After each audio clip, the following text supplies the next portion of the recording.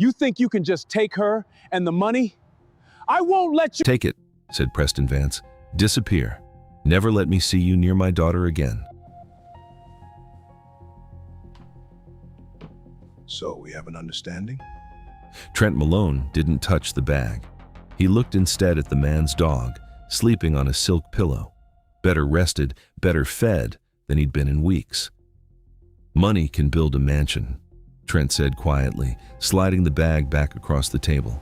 "It can't buy a heart that truly loves.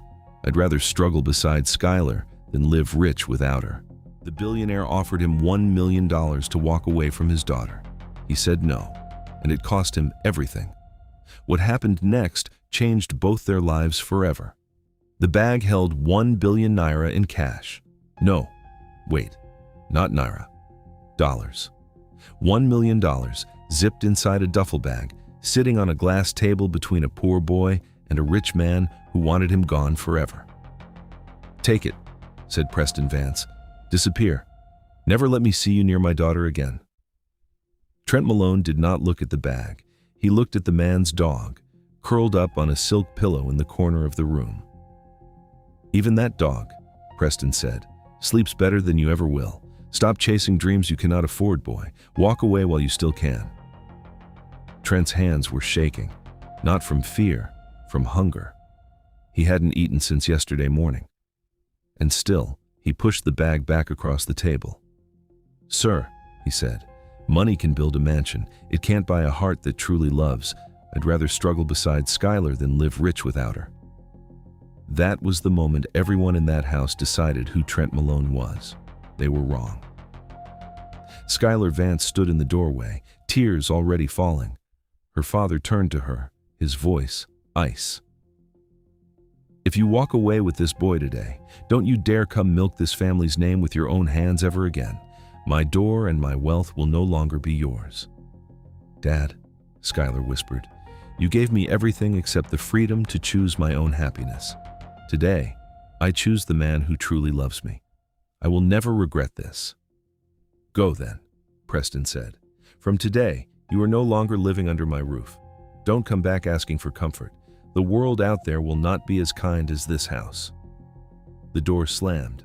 Somewhere behind it, a father's hand curled into a fist he would not let anyone see. Trent and Skylar walked into the night with nothing but each other and $43 between them. Here is what nobody in that house understood. Trent Malone was not the broke nobody they thought he was. Not exactly. And the reason he refused that bag had nothing to do with pride. It had to do with a promise he made 3 years earlier to a woman who was no longer alive to hold him to it. But that's a secret for later. They rented a room above a laundromat in a part of the city where the streetlights didn't all work. Skylar had never washed a dish in her life. Now her hands cracked from bleach and cold water at a diner that paid her $9 an hour under the table.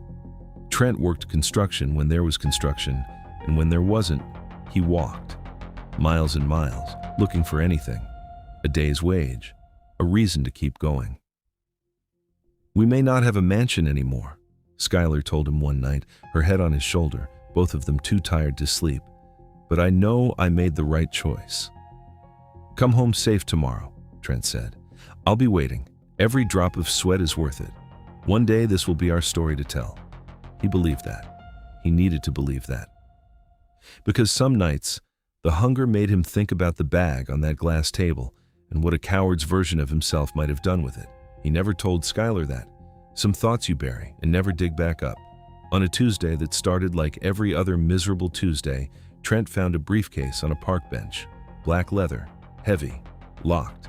He sat there for 11 minutes without touching it. "Somebody's looking everywhere for this," he thought. "I should find them before anyone else notices it's here. I hope it's not too late." He picked it up. He did not open it. He walked 4 blocks to a payphone, the last one in the whole city probably, and called the only number scrawled on a card taped inside the handle. "I believe I found your briefcase," Trent said. "Tell me where to meet you so I can return it." The voice on the other end went quiet for a long moment. "Sir, the briefcase is safe," Trent added, thinking the call had dropped. "Young man," the voice cracked. Thank you. Please don't leave. That briefcase means more to me than the money inside it. I'll be there in minutes. Please, wait for me. 20 minutes later, a black car pulled up. A tall man in a gray suit stepped out, and when he saw the briefcase still in Trent's hands, untouched, unopened, he pressed both palms to his face like a man who had just been handed his own child back. In today's world, the man said, honesty like yours is rare. You've restored something in me I thought this city killed years ago. He extended a hand. Grant Ashford. Trent Malone. Grant studied him, the torn jacket, the hollow cheeks, the way Trent's eyes kept darting toward the briefcase like he was afraid someone would accuse him of something. Trent, Grant said slowly, returning this tells me who you are. But the way you're standing right now, humble, expecting nothing, that tells me who you'll become. Meet me tomorrow morning at my office. I have an opportunity for you, not a handout. Trent walked home in a daze, forgetting for one whole hour that he was hungry. Skylar! He burst through their door. You won't believe what happened. She grabbed his arms, breathless. What? What is it? God answered us in a way I never expected. A businessman wants to see me at his office tomorrow. I think our lives are about to change. He didn't notice in his excitement the shadow that slipped away from their cracked window and down the fire escape. Their neighbor, Jalen Boone, had heard every word. Jalen had his own debts, his own reasons to need money fast. The next morning, Trent stood outside a glass tower so tall it swallowed the clouds. A receptionist greeted him like she'd been told to expect a king. Good morning, Mr. Malone. Mr. Ashford has been expecting you. He asked that you be taken straight to his office. Grant was waiting behind a desk the size of a car. Trent, you proved your character yesterday. Integrity like that can't be taught, and I don't want to lose it to some other company. I want you to join us.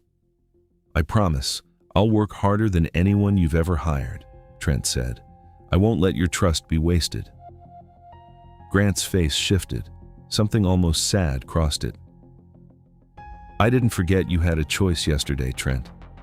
I wanted to see if your honesty was a habit or one lucky moment under pressure. Today, you answered that question for me. What Grant did not say, what he could not say yet, was that the briefcase had never been lost by accident. Trent started in the mailroom.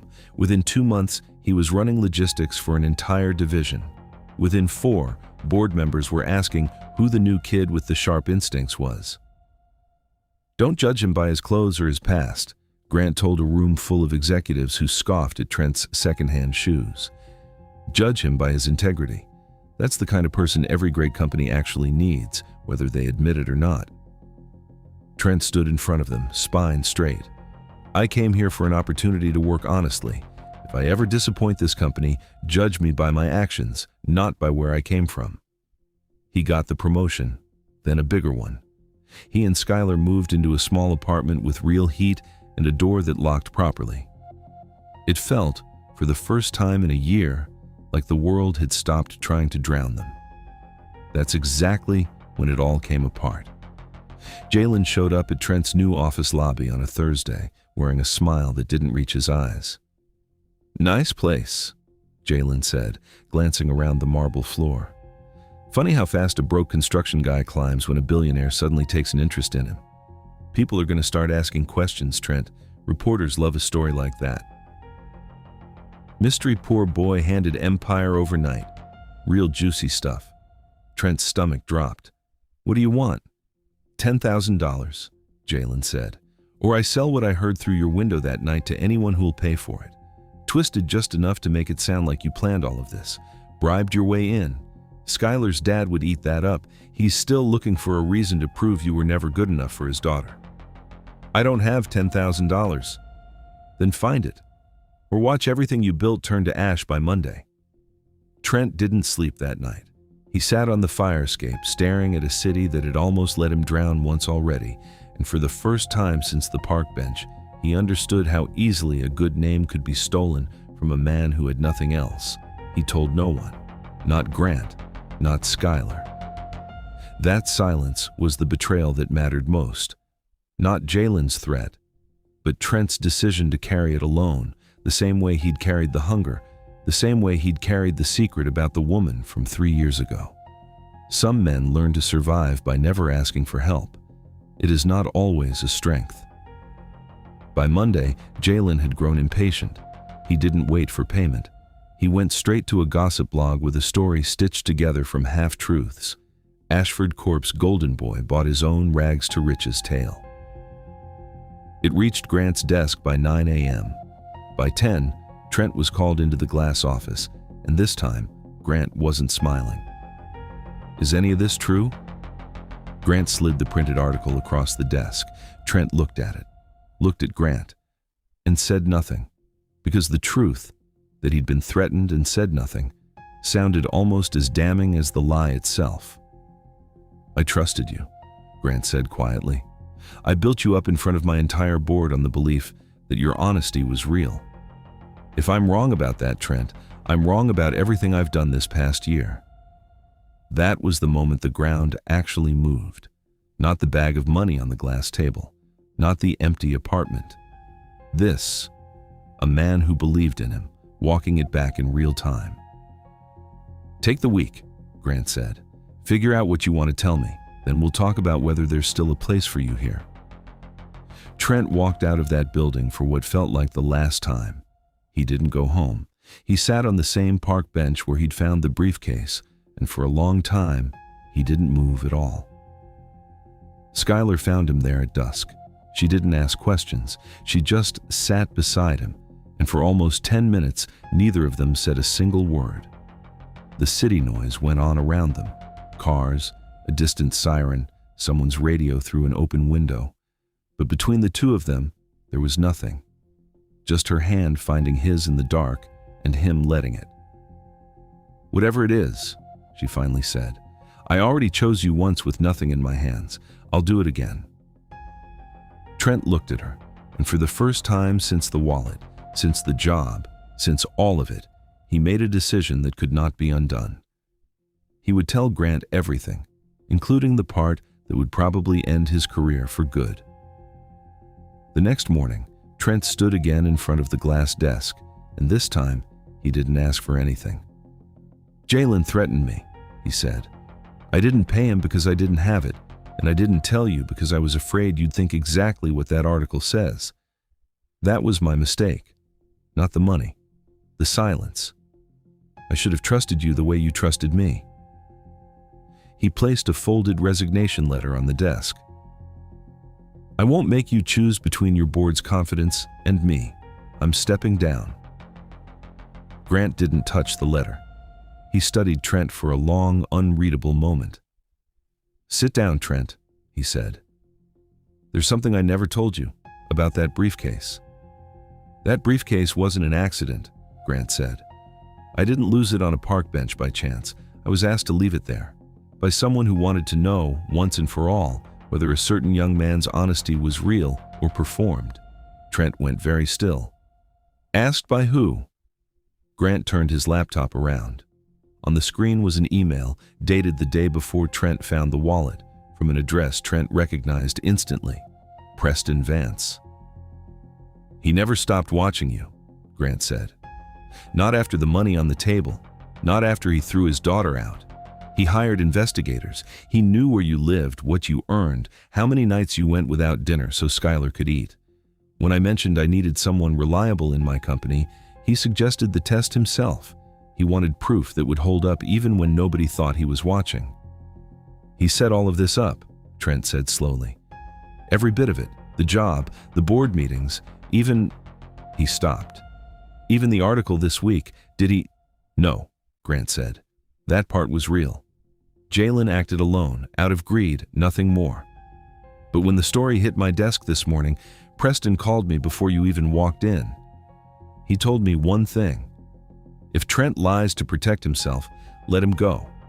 If he tells you the truth even when it costs him everything, that's your answer, and it's mine too." Trent sat back, the resignation letter suddenly feeling very small in his hand. Preston Vance was waiting outside the building when Trent walked out that afternoon. No bodyguards, no bag of cash. Just an old man standing beside a car, looking smaller than Trent remembered. "So," Preston said, "this young man wasn't pretending after all." "You had me followed for a year," Trent said. It wasn't a question. "I did." Preston didn't flinch from it. "I didn't change your life because you were poor, Trent. I gave you the hardest year of it on purpose because I needed to know if honesty like yours could survive real hunger, real threats, real reasons to lie. Money proves nothing. Suffering proves everything." "You could have destroyed us," Trent said. "You almost did, twice." "I know." For the first time, Preston's voice cracked. "David, Trent, Isabella, Skylar, I was wrong. I judged you both by what you had instead of who you were. I am asking you to forgive an old man who forgot that his daughter's happiness was never his to sell." Skylar appeared behind Trent, having come to meet him just in time to hear it. She didn't run to her father. She stood beside the man she'd chosen instead and waited. "Sir," Trent said, "your blessing means more to me than your wealth ever could. We'll build our future one honest step at a time, whether you give it or not." Preston nodded slowly, like a man setting down something heavy he'd carried for far too long. "Then let me give it anyway," he said. "Today, I didn't gain a son because of what I could hand him. I gained one because of what he refused to take. Here's the part nobody at that company ever learned, the part Trent never told Grant, never told Preston, never even told Skylar in full. 3 years before any of this, Trent had made a promise to his dying mother, who had raised him on nothing and taught him exactly one rule: never let money decide who you are, because the day it does, you stop being someone worth loving. He kept that promise on a glass table with 1 billion units of someone else's currency in a bag he refused to touch. He kept it on a park bench with a briefcase he never opened. He kept it in a lobby facing Blackmail when silence would have been so much easier than the truth. Preston Vance spent a year and a fortune trying to find out if a poor stranger's heart was as good as it looked. He never once considered that the boy had already spent his whole life proving it, to a woman who never got to see how it ended. The dog slept on silk that night, the way it always had. Trent Malone finally slept better than the dog. Not because he had money now. Because for the first time since his mother died, he had kept every single promise he ever made, and no one had to pay him a cent to do it. Money can buy comfort. It can never buy a clear conscience. Trent Malone learned that the hardest year of his life was the one that finally let him sleep in peace. Trent kept a promise no one even knew he made. What promise are you still keeping, even when no one's watching? The end. Thank you for watching. If you enjoyed this story, don't forget to like, comment, share, and subscribe. Turn on the notification bell so you never miss a new story. Join the Fat Sage Stories family for more powerful, emotional, and inspiring stories every week. See you in the next story.